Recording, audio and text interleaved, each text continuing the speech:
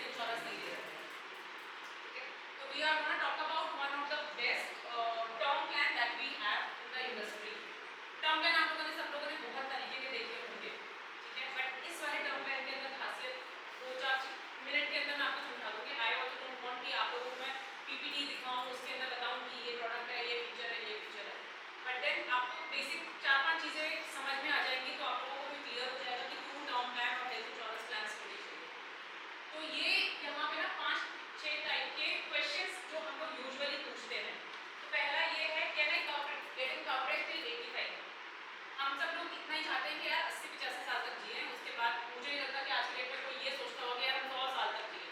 I am sure exceptions are always there, but हम लोगों की सबकी कोशिश ये रहती है कि 85 ईयर तक हम लोग जी गए, हमने अपने बच्चे सेटल कर दिए, हमारी सारी लाइबिलिटीज खत्म हो गई, सारे लोन खत्म हो गए और अब हमें आगे कुछ नहीं चाहिए, हम आराम से सुख शांति से धरती से चले भी जाए तो भी कोई दिक्कत नहीं।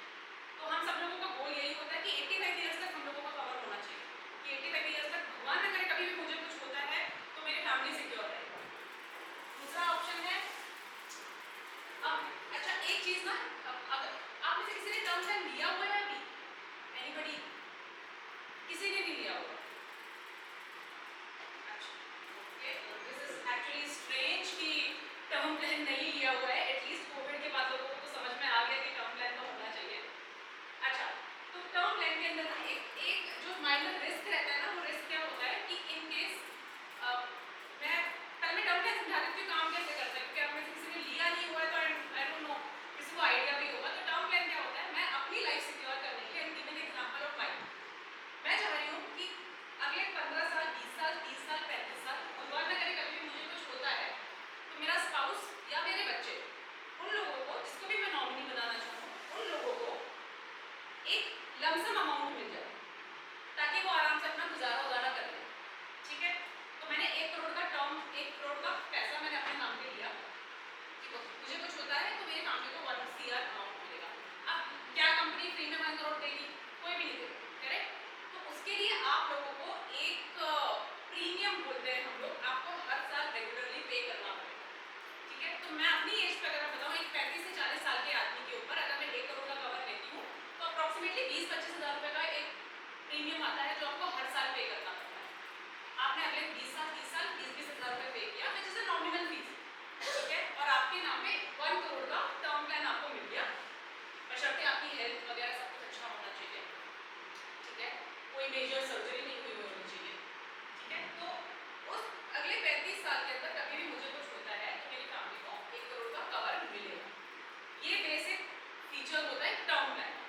अब इसके अंदर ना जो एक लूपहोल मिलता है या एक प्रॉब्लम जो लोगों ने आइडेंटिफाई करी है, वो ये आइडेंटिफाई करी है कि अगर वो किसी भी साल प्रीमियम पे करना भूल गए, दिमाग से निकल गया, या फाइनेंशियल क्रंच हो गया, या फिर स्किप हो गया, अब्रॉड ट्रैवल कर रहे हो, आप पेमेंट नहीं कर पाए हो, तो आपके नाम पे जो 1 करोड़ का जो कवर जो चल रहा था वो लैप्स हो जाएगा। मतलब उस ड्यूरेशन के अंदर कभी भी कोई मिसहैपनिंग होती है, कुछ होता है, तो आपका जो 1 करोड़ नॉमिनी को जो मिलना था वो लैप्स हो जाएगा। तो इस वाले प्लान के अंदर उन्होंने ये प्रॉब्लम आइडेंटिफाई करी और उन्होंने बोला, ऑर्गेनाइजेशन बोल रही है कि आप 1 साल के लिए, किसी के साथ भी कोई भी इमरजेंसी आ सकती है, किसी का कोई फाइनेंशियल क्रंच हो सकता है, किसी को पैसा और तो 20-25 हज़ार रुपये में कुछ बनेगा नहीं, बट किसी को बच्चा सेटल करना है, किसी को अब्रॉड भेजना है, पैसा कहीं और यूज हो गया, दिमाग से निकल गया, कुछ भी, तो उस टाइम में भी आपका कवर चलता रहेगा। ये प्लान अगर मैं अपने नाम पे लेती हूँ तो मेरे को 20 हज़ार पे करना पड़ेगा। यही मैं 10 साल बाद लूँगी या 15 साल बाद लूँगी तो मेरी फाइनेंशियल कंडीशन ठीक होनी चाहिए, प्लस जो चीज़ मेरे को आज 20 हज़ार में मिल रही है वही आगे जाकर मुझे 40 हज़ार में मिलेगी। हम सब लोगों ने इन्फ्लेशन पढ़ा है, हम लोग देख रहे हैं कि इन्फ्लेशन में cost of inflation is going very high. ठीक है, तो वो प्रीमियम जो है अमाउंट इंक्रीज होता रहता है। ठीक है, तो ये प्लान बेसिकली आपका वो भी कवर करता है कि कुछ कभी स्किप हो गया, कहीं कुछ छूट गया तो भी आपका प्लान चलता रहेगा। आपको सपोज करो 60 साल के हो गए या 65 साल के हो गए, उसके बाद आपको लगता है कि यार मेरी रिस्पॉन्सिबिलिटी को कोई पता, अब मैं चाहे जीऊँ चाहे मरूँ कोई फर्क नहीं पड़ता पीछे से किसी को, तो मैं प्लान अगर अर्ली एग्जिट करना चाहूँ तो मैं बोलूँगी कि मेरा जितना पैसा रिमेनिंग मेरे को देना था वो आप मुझे कर दो वापस और मैं प्लान से एग्जिट कर दूँ। जबकि ये किसी भी अभी तक के जितने भी टर्म प्लान हुए हैं उसके अंदर ये वाला फीचर अवेलेबल नहीं होता है, बट इसके अंदर ये वाला फीचर अवेलेबल है। At any point of time आप लोगों को लगता है कि इस प्लान के अंदर आगे कंटिन्यू नहीं करना, किसी भी रीजन की वजह से आप उसको इजीली एग्जिट कर सकते हैं। उसके बाद आता है, अच्छा अभी चलो मैं एज्यूम करती हूँ मैं सिंगल हूँ, ठीक है, मैंने अपने नाम पे 1 करोड़ का टर्म प्लान लिया है, कल को मेरी शादी हो रही है, ठीक है, रिस्पॉन्सिबिलिटीज बढ़ रही है, बच्चे होते हैं, रिस्पॉन्सिबिलिटी बढ़ रही है, तो जहाँ पहले मेरे को 1 करोड़ का कवर अपने लिए सफिशिएंट लग रहा था, अब वो मुझे सफिशिएंट नहीं लग रहा। मैं बोल रही भैया मेरा एक बच्चा भी है, 4 साल के बाद दूसरा बच्चा होगा, तो मेरे को कवर इंक्रीज करना है। ठीक है, आज जो 1 करोड़ की कीमत है, क्या 30 साल के बाद वही 1 करोड़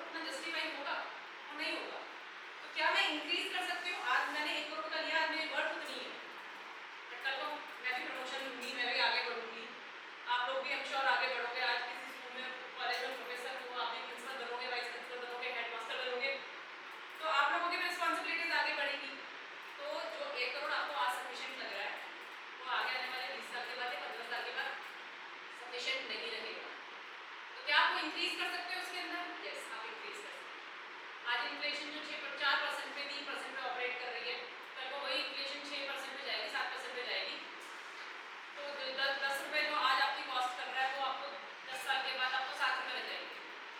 तो क्या आप इंक्रीज कर सकते हो उसके अंदर? तो यस, आप इंक्रीज कर सकते हो उसके अंदर। अच्छा, अभी आप लोग बोलोगे कि चलो यार मैंने आगे आने वाले 30 साल क्यों देखे, मैं बूढ़ नहीं हूँ, क्या ही फर्क पड़ना है, क्या मैं क्या ही पीछे से किसी को क्या ही फर्क पड़ना है, या मैं खुद भी याद नहीं रहेगा। तो मैं ये बोल रही हूँ कि आगे हर साल मैं 20-20 हज़ार रुपये जो मैं पे कर रही हूँ, आज मैं जॉब कर रही हूँ, 5 साल के बाद मैं जॉब नहीं करूँगी या मैं नहीं करूँगा, मेरे अपने प्लान्स हैं, मेरे अपने थॉट प्रोसेस है, उसकी गारंटी कौन लेगा जब मैं प्रीमियम नहीं पे कर पाऊँगा?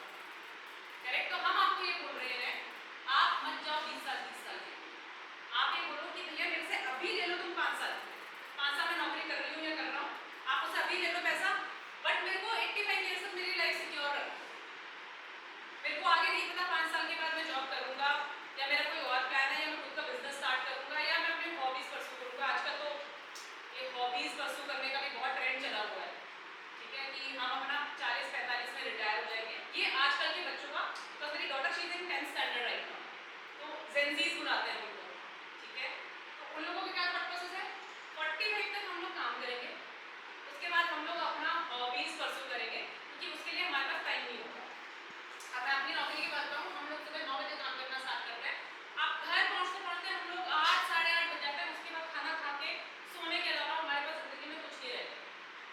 और ये आप लोगों के साथ भी होगा, आई एम श्योर, घर जाके आप लोग भी नोट्स बना रहे होते हैं, कुछ कुछ कर रहे होते हैं। मैं देखती हूँ अपनी डॉटर के टीचर्स को, वो रात को 10-10 बजे 11-11 बजे कैलेंडर भेज रहे होते हैं कि हम ये पढ़ाएंगे, अगले दिन ये करेंगे, वो करेंगे, मतलब life is food for everyone, ठीक है। तो मेरे को नहीं पता कि मैं 45 के बाद मुझे अपना कुछ करना है या नहीं करना है, या मैं नौकरी करती रहूँगी, तो मेरे को अपना हॉबीज परस्यू करना है, तो आप उतने टाइम के लिए आप पे करो, जितने टाइम के लिए आप कॉन्फिडेंट हो कि आप लोग अर्न करोगे, उसके बाद का आप छोड़ दो, कोई बात नहीं। अगले 30 साल देने के बजाय आप हमें कह रहे हो कि आप हमसे 10 साल ले लो, बट कवरेज हमें उतने टाइम तक के लिए चाहिए, तो वो वाला ऑप्शन भी इसके अंदर अवेलेबल है।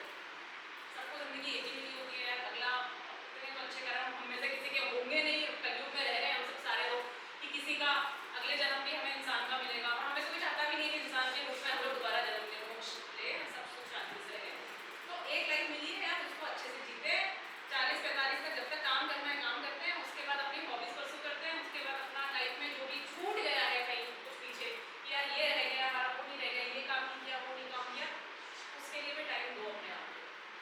आई नो मैं बहुत छोटी हूँ आप लोगों से ये सब डिस्कस करते हुए, बट देन ये मतलब we have realise it, Covid के बाद बहुत लोगों की मेंटालिटी में चेंज आया है, लोग अपनी हेल्थ को बहुत सीरियसली लेने लग गए। पहले आई डोंट थिंक हम लोग इतना हेल्थ को सीरियसली लेते थे, पहले हम लोग नहीं हर 2 मिनट में जाकर के हाथ धो रहे होते थे, सैनिटाइजर लेके घूम रहे होते थे, मास्क पहन के घूम रहे होते थे, बट ये थॉट प्रोसेस सबका चेंज हुआ है। तो कुछ ना कुछ ऐसा सिग्नल भगवान देता ही है जिससे सब लोगों का माइंडसेट जो है वो डिफरेंट ट्रैक पे आता है, डिफरेंट तरीके से काम करना स्टार्ट कर देता है, ठीक है। अच्छा, अब ये वाला जो इंसिडेंट हुआ था अभी, जो फ्लाइट अहमदाबाद से जो लंदन जा रही थी, वो सब लोगों ने न्यूज़ में देखा, ठीक है, बहुत फैमिलीज के साथ ट्रेजेडी हुई, और ये अब तक का, ठीक है, इंडियन हिस्ट्री का अब तक का सबसे बेकार या सबसे बुरा एयर क्रैश रहा है, not in terms of life, जिन लोगों की लाइफ गई, but in terms of insurance claim also. आप समझ रहे हो, जब एक इंसान की डेथ अगर होती है एयरप्लेन क्रैश में, तो airlines company are liable to pay 1 CR to each of the deceased person. 240 लोग मरे, 240 मतलब 240 करोड़ रुपए तो कंपनी के खर्च हुए। उसके बाद अलावा वो जो प्लेन जो था, ड्रीम लाइनर जिसको बोलते हैं, वो जो प्लेन था वो 1000 करोड़ के लिए इंश्योर्ड हुआ था। टाटा जैसी कंपनी उसको बेयर कर रही है उस कॉस्ट को। तो ये अब तक का एयरलाइन हिस्ट्री का सबसे एक्सपेंसिव एयर क्रैश रहा है, जो लोगों की जान गई है। उसके अलावा की बात करती हूँ, जो मॉनेटरी टर्म पे एक इंश्योरेंस कंपनी को जो झटका जो लगा है, 1000 करोड़ रुपए छोटा अमाउंट नहीं होता, ठीक है, बट कंपनी वो बेयर कर रही है क्योंकि वो लाइबल है पे करने, ठीक है। तो ये वाला ये मेरे दिमाग में क्यों आया कि ये वाला एक ऑप्शन है, is instant pay out to the family death. किसी के घर में डेथ होती है, हम लोगों ने बहुत लोगों के घरों में देखी है डेथ होती है, तो उस टाइम पे आप जाते हो, एक कंपनी को बता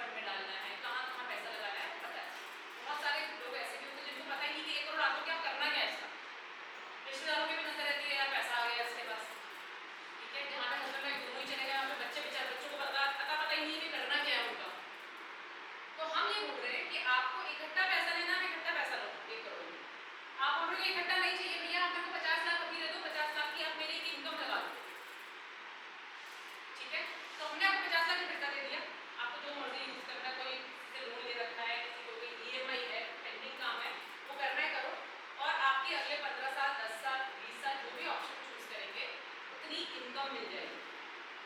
तो अगर मैं अर्निंग मेंबर हूँ, कुछ होता है मुझे, तो मैंने अपने नॉमिनी अपने बच्चे को बनाया है, तो मेरे बच्चे को अगले 15 साल तक वो इनकम मिलती रहेगी। बच्चा भी याद करेगा कि हाँ मम्मी ने कहीं कुछ ऐसा करवा के दिया था, जहाँ पे अब मुझे किसी और की तरफ देखने की जरूरत नहीं है कि मेरे खर्चे कहाँ से निकलेंगे। इस एप्लीकेशन में बहुत हस्बैंड एंड वाइफ, ये भी एक यूनिक फीचर है जो कि आई एम श्योर आप लोगों को आइडिया नहीं होगा, क्योंकि ये वाला चीज़ आया ही अभी मार्केट के अंदर है। तो ये ना कुछ ऑप्शंस ऐसे हैं, कुछ प्लान्स ऐसे हैं, ये आपको ज़्यादा कॉस्ट नहीं करता। 20-25 हज़ार रुपये कॉस्ट करेगा, not more than that. But क्या 20-25 हज़ार रुपये दे करके क्या मैं अपनी लाइफ आगे आने वाले 15 साल के लिए सिक्योर कर सकती हूँ? तो हाँ मैं कर सकती हूँ। क्या ये होना चाहिए? आप खुद सोचिए 2 मिनट के लिए, क्या ये 20,000 25 हज़ार, हम लोग यार एक रेस्टोरेंट में जाते हैं खाना खाने के लिए, अगर फैमिली में 4-5 लोग रुपए हैं, 4-5 हज़ार रुपये हमारे ऐसे ही लग जाते हैं। हम बच्चे की बर्थडे पार्टी करते हैं, 20-25 हज़ार रुपये ऐसे ही लग जाते हैं। आप कहीं आउटिंग में जा रहे हो तो 15-20 हज़ार रुपये ऐसे ही लग जाते हैं। तो क्या हमारे पास इस तरीके का प्लान नहीं होना चाहिए जहाँ पे हम ये बोल रहे हैं कि आगे आने वाले 30-35 साल हमारे सिक्योर है? एंड पोस्ट कोविड तो ऑफकोर्स होना चाहिए। कोविड के टाइम पे बहुत लोगों ने अप्लाई किया था, बट उस टाइम पे इंश्योरेंस कंपनी भी बहुत प्रिकॉशनरी मेडिकल्स भी करवा रही है कि मेरे कस्टमर मेडिकली फिट है कि नहीं है, बहुत सारी चीज़ें ट्रैक कर रही थी। और उसके बाद शायद प्रीमियम जो अमाउंट आप पे करोगे वो इंक्रीज भी हो गया था। और जैसे जैसे ये एज इंक्रीज होती जाएगी ना, ये अमाउंट इंक्रीज होता रहेगा। तो जितने यंग में ये वाला प्लान ले लेना चाहिए उतना बेटर है, और सबके पास ये वाला प्लान होना चाहिए। ये एक प्लान मैंने आपको बताया है कि टर्म प्लान, इसके फीचर्स बताए हैं। मैं ये नहीं कह रही हूँ हमसे लीजिए, इनसे लीजिए, उनसे लीजिए, आप किसी से भी लीजिए, बट लीजिए ज़रूर। ये बहुत इंपॉर्टेंट है, बहुत ही क्रूशियल है आप लोगों की लाइफ के लिए, पीस ऑफ माइंड के लिए। हम लोग जैसे ट्रेडिशनल वे ऑफ सेविंग क्या होता है, हम लोग एफडी में पैसा लगाते हैं। हमारे पेरेंट्स ने वही सिखाया कि एफडी में पैसा लगाओ, सेफ रहता है, सिक्योर रहता है। क्या हमें 4-6-7% से हमें कुछ फर्क पड़ रहा है? क्या हमें अमाउंट मिल रहा है? यस मिल रहा है, बट हमें उसके साथ साथ सबसे इंपॉर्टेंट चीज़ जो मिल रही है वो मिल रही है पीस ऑफ माइंड। मन की शांति, मन की सेटिस्फैक्शन बहुत इंपॉर्टेंट होता है, और ये वाला प्लान ये ऑफर करता है। तो this is all from this one particular plan. We have another plan, ये तो बेसिकली टर्म प्लान हो गया जो कि मस्ट है। एक और प्लान है, वो we will explain it in 4 to 5 minutes, ज़्यादा उसमें टाइम नहीं लेंगे, बट वो वाला इन्वेस्टमेंट के लिए है। कि ये जो हमने डिस्कस किया, ये हमने डिस्कस किया है कि डेथ पे अगर कुछ होता है, जो कि हार्श रियलिटी है, हम एक्सेप्ट करें ना करें, बट जिंदा रहते हुए क्या हमें अगर अपने बच्चों को सेटल करना है या अपनी लाइफ के लिए रिटायरमेंट प्लान करना है, तो क्या हमारे पास कुछ अभी से हमें तैयारी करनी चाहिए उस चीज़ की? आई डोंट थिंक तो हम में से कुछ लोग होंगे ज़रूर जो अपने बच्चों पे डिपेंडेंट होना चाहेंगे कि भाई हमारे बच्चे कल को कमा के लेके आए, क्योंकि हमने वही देखा है अपने पेरेंट्स को कि उन्होंने हमें पढ़ाया लिखाया था कि हम कमाएं और हम उनको पाले पोसे, यही एक जिम्मेदारी एक बच्चे की भी होती है। बट क्या आगे आने वाली जनरेशन इस तरीके की है? वो खुद अपना कमा ले खा ले, वही बहुत गलत है। उनसे एक्सपेक्टेशन रखना कि वो हमारे बुढ़ापे के लिए या हमारी जब एज हो जाएगी तो उसके लिए कुछ कर पाएंगे, अगर ये हम लोग ऐसी एक्सपेक्टेशन रख भी लेना अपने बच्चे से तो अच्छी बात है, ऑप्टिमिस्टिक होना चाहिए इंसान को, बट एक ग्राउंड रियलिटी चेक भी हम लोगों को पता होना चाहिए। ये जो ऑर्फनेजेस बन रहे हैं, ओल्ड एजेस बन रहे हैं, ये इसीलिए बन रहे हैं क्योंकि उनके बच्चे जो हैं वो अपने पेरेंट्स को नहीं रखना चाहते। तो क्या हम उस जनरेशन में हैं, क्या हम लोग वो सोच रहे हैं कि हमारे बच्चे हमें संभाल लेंगे, बेटा संभाल लेगा, शायद बहू नहीं संभालेगी। आजकल एक एक दो बच्चे होते हैं, सबके सब अपने अपने लाइफ में बिजी होते हैं, मेजॉरिटी होता है बच्चे, कोई बाहर सेटल होता है, कोई सिटी में सेटल होता है। हम लोग भी नहीं चाहेंगे कि हम अपना कंफर्ट छोड़ के, अपना घर छोड़ के किसी और पे जाकर के डिपेंडेंट हो, चाहे वो हमारा खुद का बच्चा ही हो। ठीक है, तो एक प्लान और एक्सप्लेन करेंगे जस्ट अनदर 4 to 5 मिनट्स। तो over to you. Hi, good morning everyone. My name is Shiva Mittal and thank you for opportunity. So basically आज हमने डिस्कस किया है कि already about for term plan. Term plan के बारे में आपको बेसिक आइडिया समझ में आ गया होगा। हमारा जो प्रोडक्ट है इस टर्म के रिगार्डिंग इसका प्लान का नेम है super term plan. Super term plan यानी कि अकेला ही काफी है। सारे आपने बेनिफिट्स सुने, बेसिक ये सारे बेनिफिट्स आपके डेली यूजेस के हैं जो आने वाले टाइम में आपने सुना होगा कि ये अगर होंगे तो ज़्यादा यूजफुल होगा आपके लिए, जिससे कि आने वाले टाइम में जो भी आपको अनसर्टेनिटी आएगी उससे आप फुलफिल कर सकते हो, राइट। सेकेंड इंपॉर्टेंट पॉइंट है आज के टाइम में सेविंग। सेविंग आप सभी लोग करते हैं, और सेविंग किस लिए करते हैं? बेसिकली सेविंग करते हैं अनफॉर्चुनेट सिचुएशंस के लिए।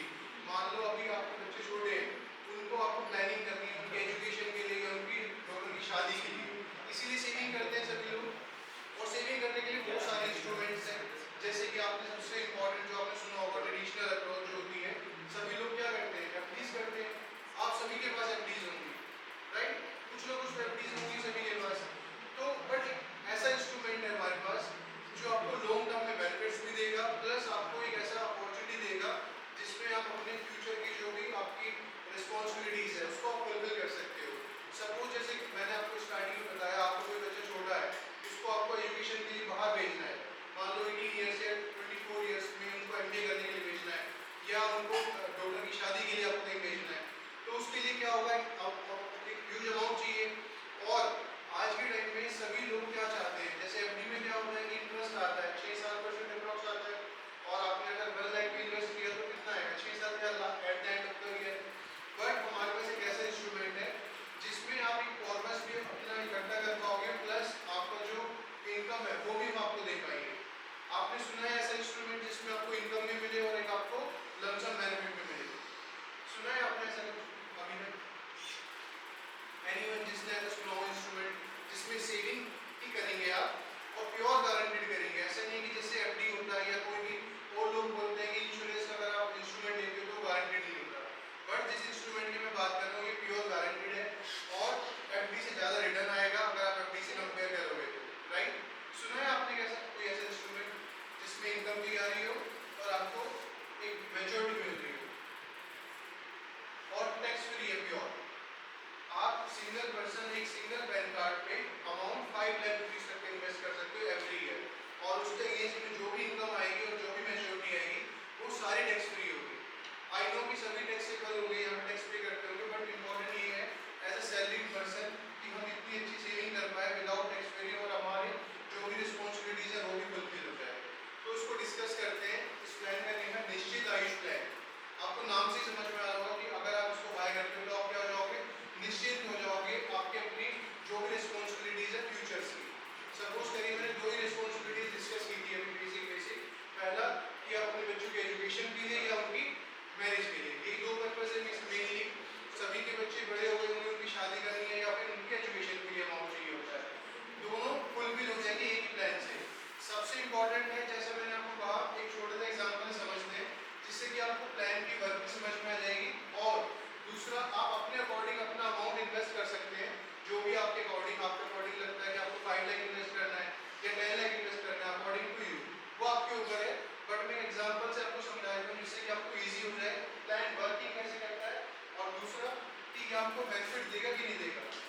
सिंपली आपने, जैसे मैंने आपसे डिस्कस किया कि अगर आप कोई भी 1 लाख रुपीस की एफडी करते हो तो कितना इंटरेस्ट आएगा? 6-7 हज़ार से ज़्यादा तो नहीं आएगा। बट ये एक ऐसा इंस्ट्रूमेंट है जिसमें हम आपको इनकम दे रहे हैं eight the end of the year. आप देख रहे होंगे 1 लाख रुपीस इन्वेस्ट किया क्लाइंट ने, जिसकी एज है 35 ईयर्स, और income with lump sum benefit. Annual premium कितना लिखा हुआ है? ओनली 1 लाख। सिर्फ और सिर्फ अगर आप कोई भी, अगर आपको सेविंग्स करनी है सिर्फ और सिर्फ 1 लाख रुपीस से, तो 1 लाख अगर आप इन्वेस्ट करते हो, multiple of 10x, deferment 0 years, PPT 6 year और पॉजिटिव 30 ईयर्स।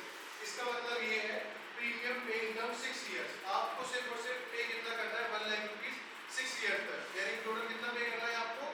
6 लाख। सिंपल है यहाँ तक। और उसके अगेंस्ट में क्या दे रहे हैं आपको? फर्स्ट ईयर से आप देख रहे हो 0 एज पे फर्स्ट ईयर आपने प्रीमियम पे किया, फर्स्ट ईयर पे ही हम आपको गारंटीड इनकम दे रहे हैं। कितना? 23,700। ये आपको इनकम आएगी फॉर कब तक? फॉर 30 ईयर्स तक। सपोज करिए किसी की एज 35 है, यहाँ पे मेजरली लोगों की 35 के आसपास होगी या उसके आसपास होगी, 40 तक होगी। अगर आप इस एज पे भी स्टार्ट करते हो केसेस को या 45 में भी करते हो तो भी आप ले सकते हो उस टाइम को। तो उसमें अगर आपने सिर्फ और सिर्फ 6 ईयर पे करना है, 6 लाख रुपीस, एग्जाम्पल में बता रहा हूँ जो हमने चूज किया है, इसके अकॉर्डिंग आपको 23,700 एवरी ईयर आएंगे as a income at the end of the year. और कब तक आएंगे? फॉर 30 ईयर्स तक। आप बताओ कोई ऐसा इंस्ट्रूमेंट है क्या एफडी ऐसा है कि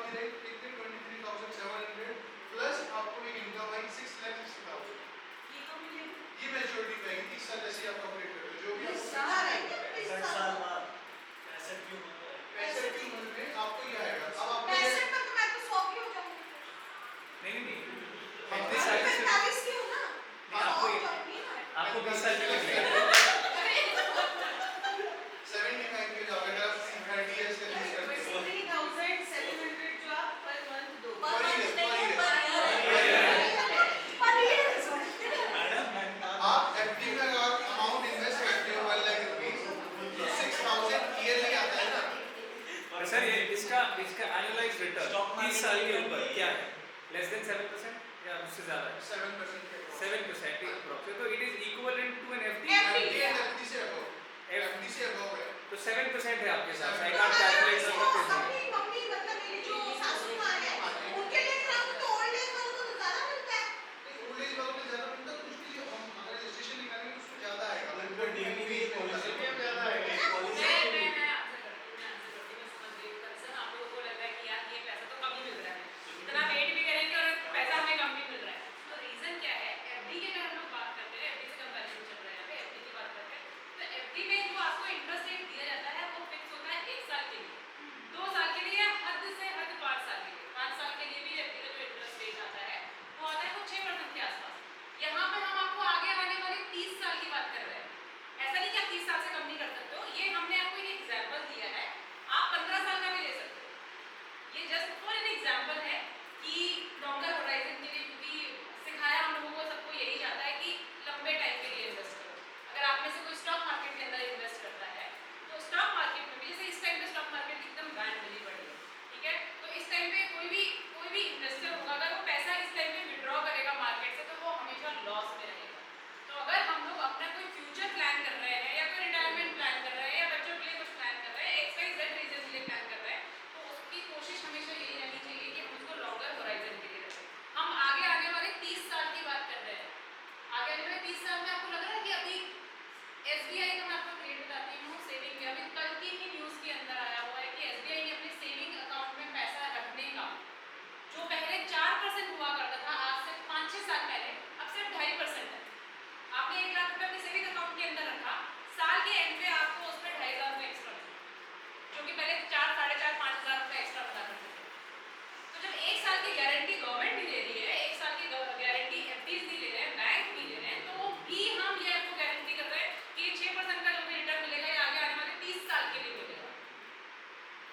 अब आई गेस आप लोगों को थोड़ा सा आपको क्लियर हुआ होगा कि अभी आपको लग रहा है कि ये अमाउंट कम है, बट ट्रस्ट मी आगे आने वाले 30 साल में we have seen Japan economy, यहाँ पे आपको सेविंग अकाउंट में पैसा रखने के लिए आपको खुद को पैसा देना पड़ता है कि भैया ये मेरा 1 लाख रुपए मेरे पास घर में पड़ा है, चोरी हो जाएगा, कुछ हो जाएगा, आप अपने अकाउंट में रखो, बदले में मैं ही आपको 2,500 रुपये एक्स्ट्रा दे दूँगी, 2,500 रुपये और रखो बट मेरा पैसा सेव रखो, करेक्ट? तो वैसे ही आगे हम अभी डेवलपिंग कंट्री है, 5th लार्जेस्ट इकोनॉमी बन गए, आगे आने वाले टाइम पे हम 5th से 4th पे आएंगे, तो 4th अभी जापान को हम लोग पीछे छोड़ चुके हैं बाई मार्जिन, उसके बाद हम 3rd पे भी आएंगे, 2nd पे भी आएंगे, तो आगे आगे कंट्री हमारा जो डेवलपिंग कंट्री है वो डेवलप कंट्री भी बनेगा। तो हमें अपने ही पैसे रखने के लिए हमें इनको पैसा देना पड़ेगा, but still we are guaranteeing you at this point of time 2025 में खड़े होकर के हम आपको ये गारंटी कर रहे हैं कि आगे आने वाले 30 साल में भी हम आपको इतना ही पैसा देंगे, चाहे इकोनॉमी कहीं की कहीं चले जाए, चाहे मार्केट कहीं का कहीं चला जाए, we are giving you in a bond paper documented everything. जो भी हम यहाँ पे हमको डिस्कस कर रहे हैं इसमें से एक भी चीज़ हवा में नहीं है, कोई भी चीज़ ऐसे नहीं बोल रहे हैं हम लोग जो आपको रिटर्न में डॉक्यूमेंटेड नहीं मिलेगा, प्योर गारंटेड होगा, ठीक है? जैसे FD। तो I hope I am able to answer your query. Second point, जैसा आपने कहा कि डेथ हो गई तो क्या होगा, क्या FD में ऐसा बेनिफिट होता है कि डेथ हो गई तो कुछ एक्स्ट्रा बेनिफिट मिलता है? नहीं मिलता, नॉर्मली जाकर के अमाउंट निकाल के आएगा और इससे अलावा कुछ नहीं होगा। बट यहाँ पर क्या लिखा हुआ है, 7 सम इंश्योर्ड मल्टीपल टेनेंट्स, यानी कि जितना आपने प्रीमियम पे किया है 1 लाख रुपीस पे किया है, उस केस में 1 लाख मल्टीप्लाई बाय 10 लाख का आपका डेथ कवर डे 1 से है। कभी भी किसी भी समय डेथ होगी तो 10 लाख रुपीस कंपनी होल्डर्स को जो नॉमिनी होगा उनको मिल जाएगा। ये भी एक एक्स्ट्रा पॉइंट है इसके अंदर।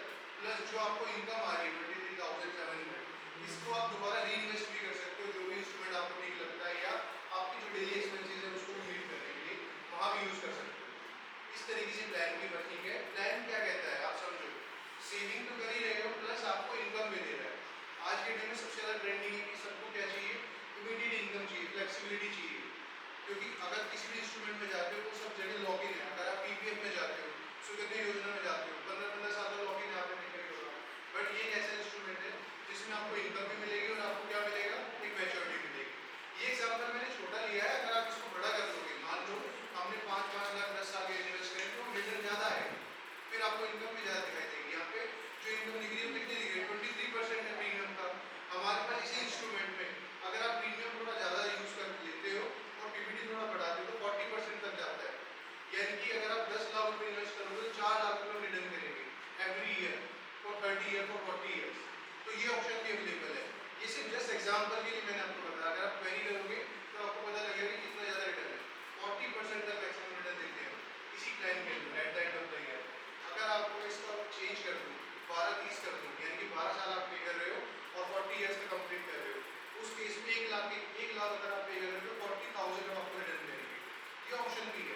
जो आपने अमाउंट पे किया है उसका भी हम डबल करके देंगे मैच्योरिटी। ये ऑप्शन भी है। तो वो क्या है बेसिकली आप जब समझोगे आप अपने नीड के अकॉर्डिंग आप लगाओगे तो उसके अकॉर्डिंग आपको समझ में आएगा। बट इम्पॉर्टेंट ये है कि आपको प्लान की वर्किंग समझ में आए। जब आप इन्वेस्ट कर रहे हो उसी दिन से आपको एक इनकम आनी शुरू हो जाएगी eight the end of the year, जिसको आप यूज कर सकते हो और म्यूचुअल फंड में लगा सकते हो उस इनकम को और इससे इनकम और बना सकते हो, या फिर अपने डेली एक्सपेंसेस है उसको मीट कर सकते हो। ये ऑप्शंस अवेलेबल है इस प्लान के लिए और पूरा टैक्स फ्री है up to amount of 5 lakh rupees investment of the per year for single credit card. उसमें एक और चीज़ है जब हम बता रहे 1 लाख नेक्स्ट ईयर से इसका कंपल्सरी टू बी 1 लाख हम इसको monthly PPT premium paying term और पॉलिसी टर्म जब तक पॉलिसी चलेगा। कितने साल बेसिकली आपको पैसा पे करना है? यहाँ पे हमने आपको जो एग्जाम्पल दिया है 10 का भी दिया है। आपको 10 ज़्यादा लगता है, आप 6 का भी रखते हो तो मैंने तो अगले 6 साल पे करना है। वो फ्लेक्सिबिलिटी आप लोगों को दी जाएगी, 6 साल पे करना है, 7 साल पे करना है, अपने जॉब के अकॉर्डिंग या अपनी नीड के अकॉर्डिंग। तो that is premium payment term. और स्मार्ट की फ्रेंड्स है इट डिपेंड्स अपॉन एज। आप इसको और अगर मैं बहुत इजी फॉर्म में बोलूँ तो बहुत इजी फॉर्म में ये है सपोज आपने 6 लाख की एफडी रखी है प्रॉमिस हम अगर करते हैं तो 6 लाख की एफडी आप करके देखिए वहाँ उस एफडी से आप एक हमें इंस्ट्रक्शन देंगे कि इस एफडी में से ही एवरी ईयर 1 लाख रुपीस इसमें जाएगा। एफडी का इंटरेस्ट आपको सेपरेट मिल रहा है जो 6.5 वो मिल रहा है। 6 लाख की एफडी है 1 लाख मैंने यहाँ पर आ गया तो 1 लाख डाला 6 FD is for 5 lakh 5 lakh का आपको एफडी का इंटरेस्ट मिला 6 लाख आपके family next year again 1 lakh it's your choice कि आप 1 दे रहे हैं ऑल टुगेदर और उसको मंथली माइग्रेट कर रहे हैं।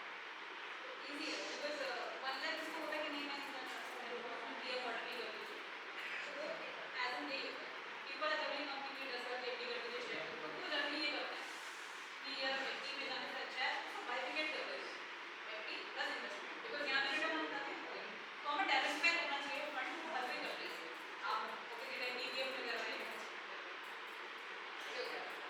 5 लाख के अपर कैप पे 40% है। 5 लाख की अपर कैप कितनी पैसे? अपर कैप कोई अपर कैप नहीं है। आप नहीं है You just said 5 lakh. 5 lakh for tax free income है। 5 लाख से ऊपर पे करोगे तो भी गवर्नमेंट गाइडेंस चेंज हुई है ना इस मैच 40% में तो आपने कहा है ना। हाँ मैक्सिमम 40% तक हम इनकम देते हैं अप टू वो फॉर द पॉलिसी टर्म। अगर हम पॉलिसी टर्म आपने 5 लाख दिया है, 5 लाख का 40%। जो भी अमाउंट आप चूज कर रहे हो, अगर आप 5 लाख चूज कर रहे हो तो उसका 40%। अगेन ये आपकी एज के ऊपर थोड़ा सा डिपेंड करता है। जो हमने एग्जांपल दिया है वो 40 इयर्स की एग्जांपल दिया है कि 40 साल का अगर मैं हूँ, मैंने 5 लाख रुपए की इन्वेस्टमेंट करी है तो मैं आपको 40% का उसको आपको हर साल अगले देना इनकम स्टार्ट आती रहेगी उसको एवरी ईयर 40%। चल 30 साल में आप कितना दोगे? अरे 20 साल नहीं है मैडम। 30 साल 30 की एज या अगले 30 साल अगले 30 साल अगले में आप ऐसा लमसम अगर 6 दिया तो रिटर्न एज अ टोटल कितना? 6 नहीं दिया ना हमने 5 ये एग्जांपल 5 का दिया।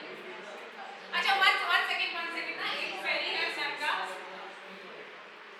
प्लीज एक मिनट मैं आई अंडरस्टैंड कि थोड़ा लंबा चला गया बट एक बार डाउट्स क्लियर कर लेते हैं। ये जो एग्जांपल दिया है ये अमाउंट जो आप लोगों को मिलेगा अगले साल से वो वेरी करता है कि आप कितना पैसा दे रहे हो उसके हिसाब से ऑब्वियसली जितना घी डालोगे उतना मीठा होगा, ज़्यादा पैसा दोगे तो आपको ज़्यादा रिटर्न्स मिलेंगे।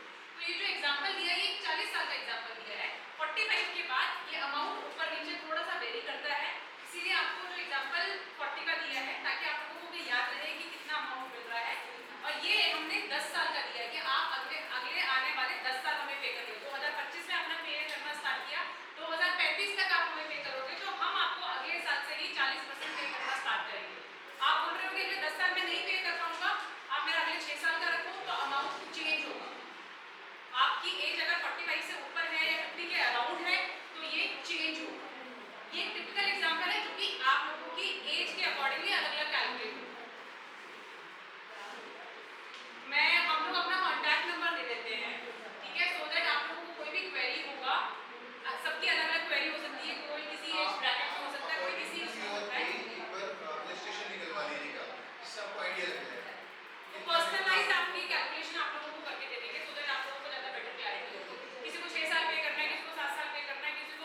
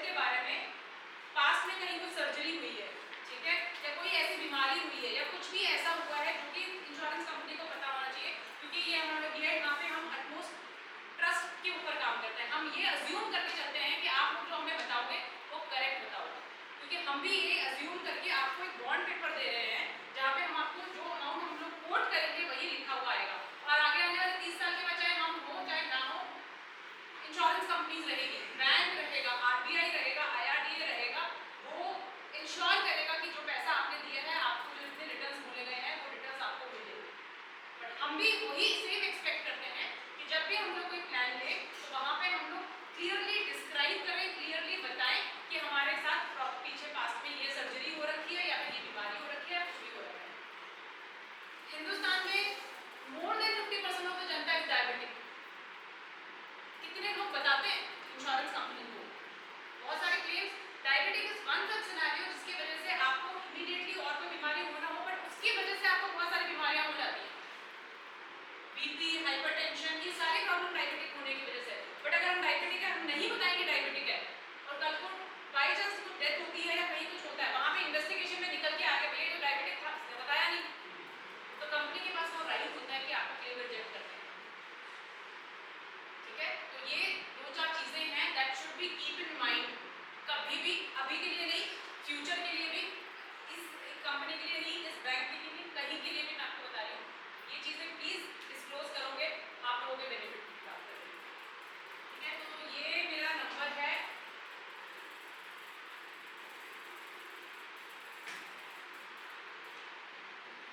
My name is Sonia from ABSLI, Aditya Birla, sunlight और HDFC। आप प्लीज मेरा नंबर सेव कर लीजिए, अपना नंबर लिख दो, कभी भी कुछ भी क्वेरी हो किसी भी फील्ड से रिलेटेड, इन्वेस्टमेंट के related, you can always give us a call. जैसे सेक्टर 10 वाली जो हमारी HDFC की ब्रांच है, गाइस कैन ऑलवेज कम इन, और वहाँ पे आप कुछ भी इशू है पूछ सकते हो, पूछना चाहो पूछ सकते हो, विल बी एबल टू। नहीं, टर्म प्लान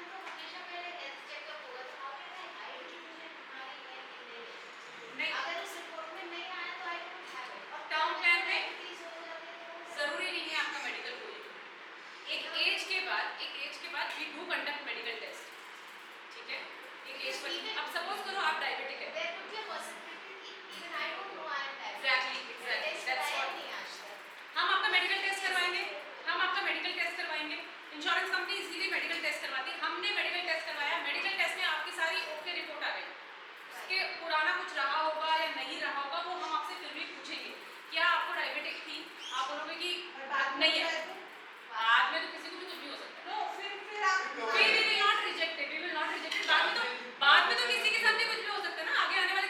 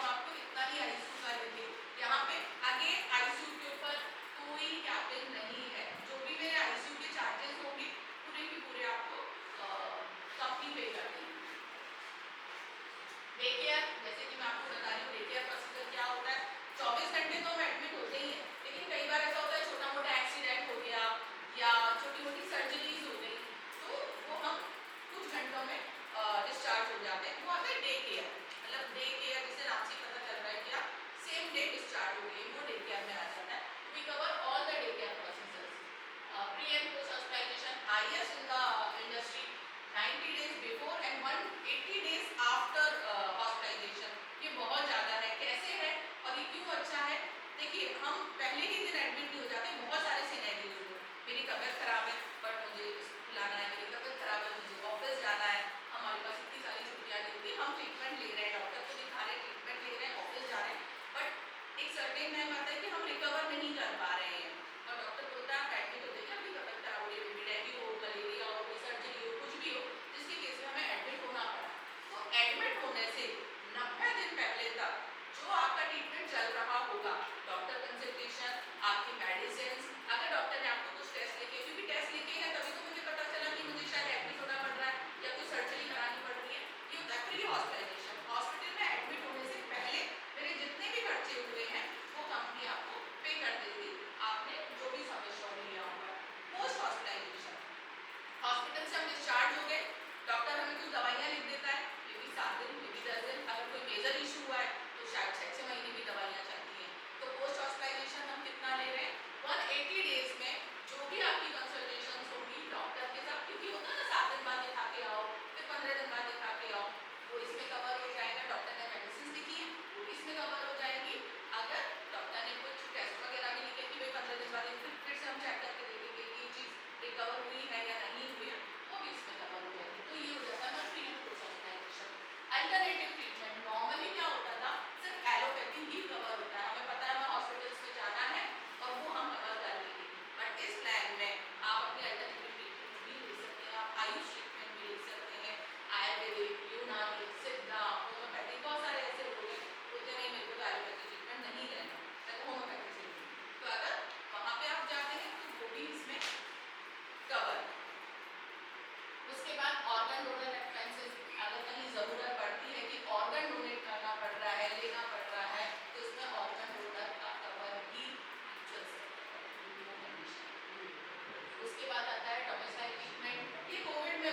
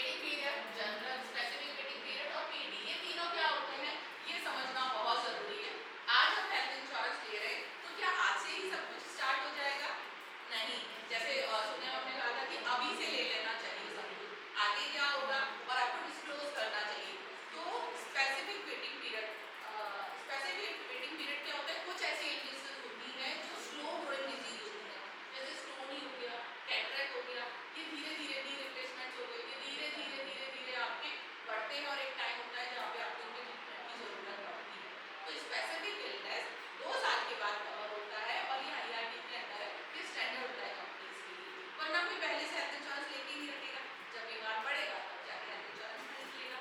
तो 30 दिन के बाद मेरी पॉलिसी स्टार्ट होती है, 30 डेज के बाद से आप क्लेम कर सकते हैं। 2 इयर्स के बाद से आप इसके लिए भी स्पेसिफिक वेटिंग पीरियड भी आपका खत्म हो जाता है। और pre existing waiting period, pre existing क्या होती है, जैसे मैंने बताया कि अगर किसी को ऑलरेडी कोई प्रॉब्लम है तो you have to disclose that illness या मेडिसिन अगर आप खा रहे हो, कोई ट्रीटमेंट चल रहा है, तो लेट कंपनी डिसाइड कि हम ये आपको ऑफर कर सकते हैं या नहीं। अगर हम ये आपको ऑफर कर सकते हैं तो हम आपको बताएंगे कि इसके ऊपर कितना वेटिंग पीरियड है। तो प्री एग्जिस्टिंग के लिए 3 इयर्स का वेटिंग पीरियड कंपनी लगाती है, डिपेंड अपॉन कंपनी। तो ये वेटिंग पीरियड्स होते हैं, इस तरीके से हेल्थ इंश्योरेंस काम है। इसमें सबसे बड़ी बात ये है कि आपका OPD कवर होता है। हेल्थ इंश्योरेंस बाकी जगह पे भी मिलता है, ये क्यों अलग है? हेल्थ इंश्योरेंस में जब तक आप एडमिट नहीं होते हैं आपको क्लेम्स नहीं मिलते हैं। हमारे साथ नॉर्मली क्या होता है, थोड़ी सी तबीयत खराब हुई, डॉक्टर के पास गए, 500 रुपये ले लिए, 1000 रुपये ले लिए, डॉक्टर कंसल्टेशन हुई, उन्होंने 1000-1500 का टेस्ट लिख दिया, फिर उन्होंने कुछ 4 दिन 3 दिन 10 दिन जो भी है दवाइयाँ लिख दी। क्या ये क्लेम मिलता है मेडिक्लेम में? नहीं, ये नहीं मिलता है, ये OPD में कवर होता है। तो क्या हम ये देते हैं? हाँ, हम ये देते हैं। अगर आप सिंगल के लिए ले रहे हैं, इंडिविजुअल ले रहे हैं, तो आप 5 लाख के केस में 4000 तक का अपना OPD क्लेम कर सकते हैं। और अगर आप फ्लोटर ले रहे हैं, फ्लोटर भी फैमिली के बाकी मेंबर भी इंक्लूडेड है, हस्बैंड वाइफ है, हस्बैंड वाइफ बच्चे हैं, उस केस में आप 10,000 तक का OPD क्लेम कर सकते हैं पूरे साल। तो ये बहुत अच्छी चीज़ है कि जो 10,000 रुपये है ये आपको बिना एडमिट के मिल जाता है, ये आपको OPD का ये सारी चीज़ें। दूसरा, इनका जो प्रीमियम आता है वो बहुत ही अफोर्डेबल रेट पे है। कैसे है, कोई भी एक एग्जांपल ले सकते हैं कि आप देख लीजिएगा, मैं आपके साथ शेयर कर दूँगी। जैसे अगर मैं एक फ्लोटर की बात कर लूँ 2 एडल्ट के लिए, है ना, और 25 साल की है और थोड़ा नीचे आ जाते हैं, 2 एडल्ट के लिए मैं 45 की एज पे ले लेती हूँ, 16,925 प्लस GST। 10,000 का तो कंपनी आपको OPD ही देगी, जो एक्चुअली में साल भर में यूज़ करने वाली है। तो आप ये देखिए मेरी पॉकेट से 5 लाख के लिए गया ही लेस देन 10,000, इसलिए प्लान बहुत अच्छा है, प्रीमियम बहुत अच्छा है, बहुत अफोर्डेबल है और आपको लगेगा जितना मैं दे रहा या दे रही हूँ उतना तो कंपनी मुझे वापस ही देगी।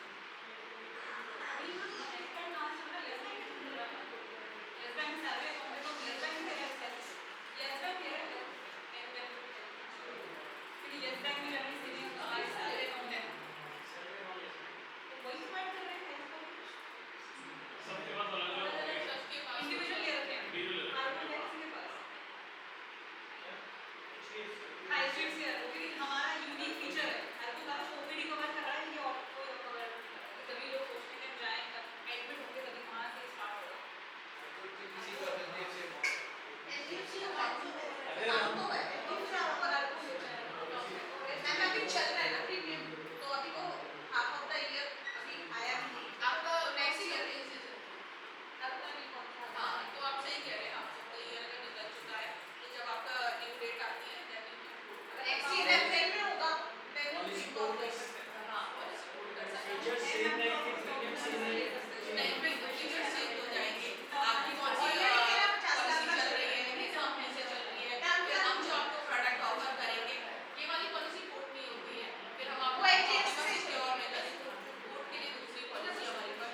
प्लस ये देखना होगा कि क्या हेल्थ कंडीशन है, कितने आपने उसमें क्लेम किया है, हम ऑफर कर सकते हैं या नहीं कर सकते, तो कोड की अपनी कंडीशन बता मुझे कोई पता करना जो उस पे आपने ना दिया डॉक्टर फिर अगर मुझे सॉरी सर जो उसके बाद से मतलब वो तो ना बिल्कुल मैंने थोड़ी आपके पैनल में ट्रीटमेंट लेते हैं उसको देखिए ये भी बहुत अच्छी बात है कि HDFC एक बहुत बड़ा ब्रांड है और HDFC का जो नेटवर्क हॉस्पिटल है अक्रॉस द इंडस्ट्री हाईएस्ट है, 17,000 के ऊपर हमारे across the India type hospitals हैं। बट हाँ, आपने सही कहा कि अगर बाई चांस ऐसा होता है कि वो टाइप में नहीं है then you can reverse, आप अपने बिल अपनी जो भी डिस्चार्ज समरी है वो